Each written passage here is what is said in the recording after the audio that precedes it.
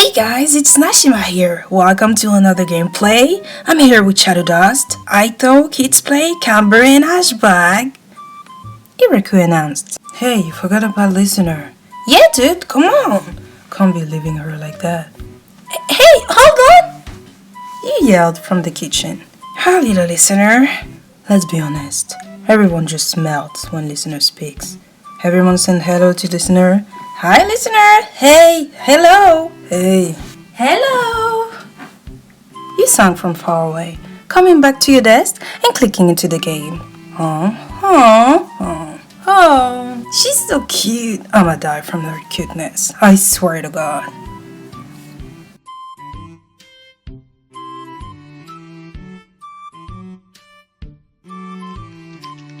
Alright, I'll be seeing you guys next week, okay?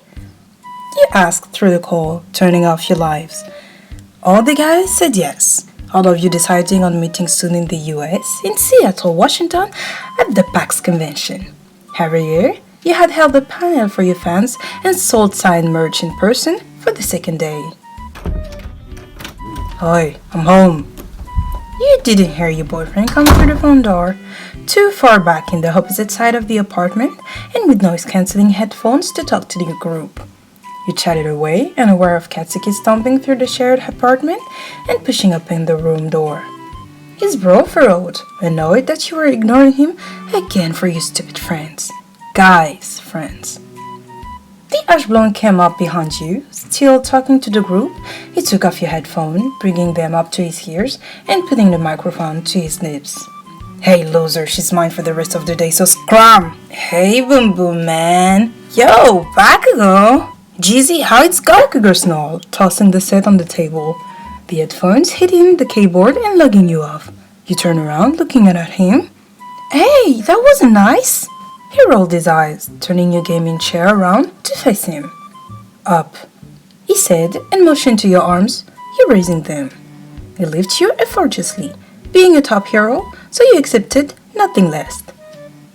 He threw you over his shoulder, beginning to walk to the shared room. You leaned over slightly to look at him from behind. So, how was work? He grunted, taking it as another boring day of noveling and just let him set you on the bed. You got comfortable, bringing back the sheet and comforter, sliding in while the male dressed into some sweat and a shirt. He joined you opening your arms and letting him between your legs snugly, laying on top of you and head on your chest as he wrapped his arms around and under your side. Are you going to Washington with me next week? Yeah, I want an American cheeseburger. You laughed, lifting up his head to look at you. Is that it? You don't want to go to the PAX with me and the guys? He scoffed. No, not with us losers. He muttered, so low you barely caught it. You knew he wasn't a fan of your friends, mainly because they were all dudes, but you also loved them like your family, and Bakugo knew that. You did set some ground rule for the guys when you began to date Bakugo though. Normal stuff like you have a boyfriend now and you can't consistently be with them or have sleepovers anymore. You knew he was jealous, even though he wouldn't admit it. It was kinda cute how he would glare at them if the so much as hugged you. The protectiveness just made him even more adorable to you. Thought you always reassured him with extra hugs, cuddles, and kisses when you got home from hanging out with the group. You kissed his forehead, making him sad, and mindlessly nuzzled his head further in your chest. You ran your finger through his spiky hair. It always amazed you just how soft it was. I love you. You mumbled quietly. He grunted against you. Shush, nap time. He squeaked as he rolled over, bringing you with him and him now holding you, pulling you closer and reaching over to turn off the lamp and lended you the remote, knowing you would watch TV while he slept up for a bit.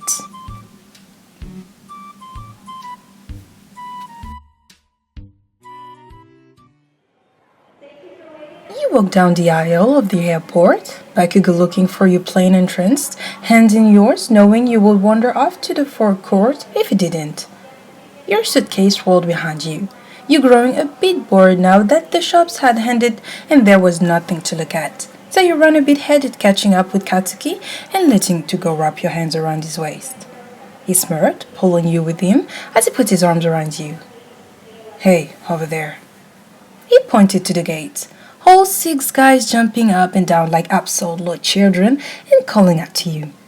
You turn your head, lips blooming onto a wide smile, and he felt you get all giddy when you began to skip a bit. He let you go, grabbing your suitcase and telling you to go head or whatever.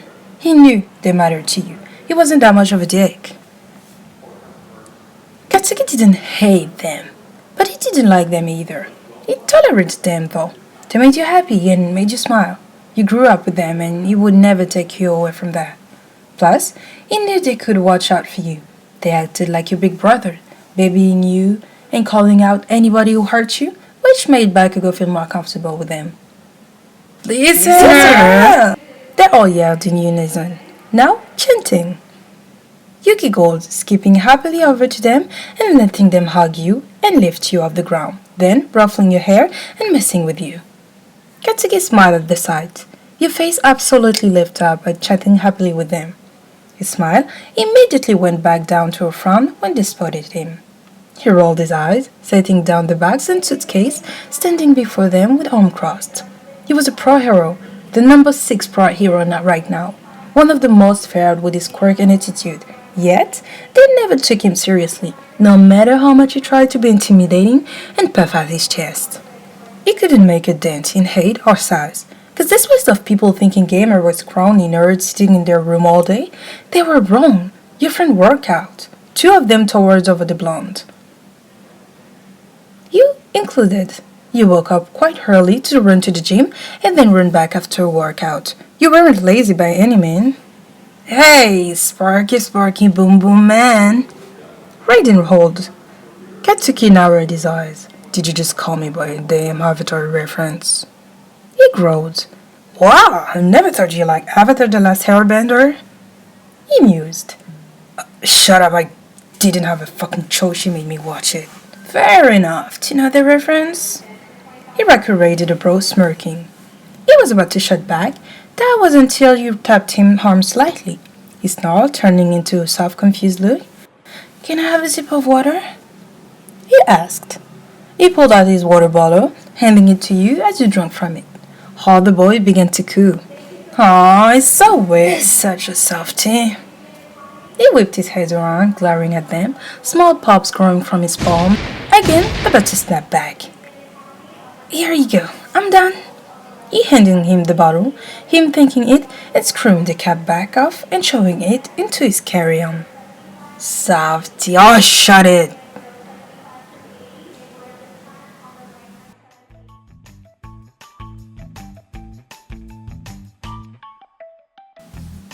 Later that day, you sat in yours and Katsuki's hotel room. The guys bargaining in after the first day while you and Bakugo were taking a nap. Yo! Oh. Ash lowered his voice. They're asleep. Aitoma scolded. Bakugo growled slightly, already awake after they slammed open the door, still holding your sleeping body on top of him, and kept his eyes closed, hoping that if he pretended it was out, they would leave. Oh, how wrong it was.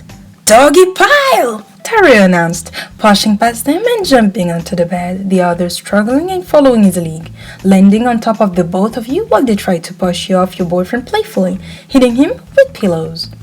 Bakugo tightened his hold on you, you stirring awake as he rolled over, catching you under him, keeping them from crushing you and getting to you. Oh, fuck off, she's mine!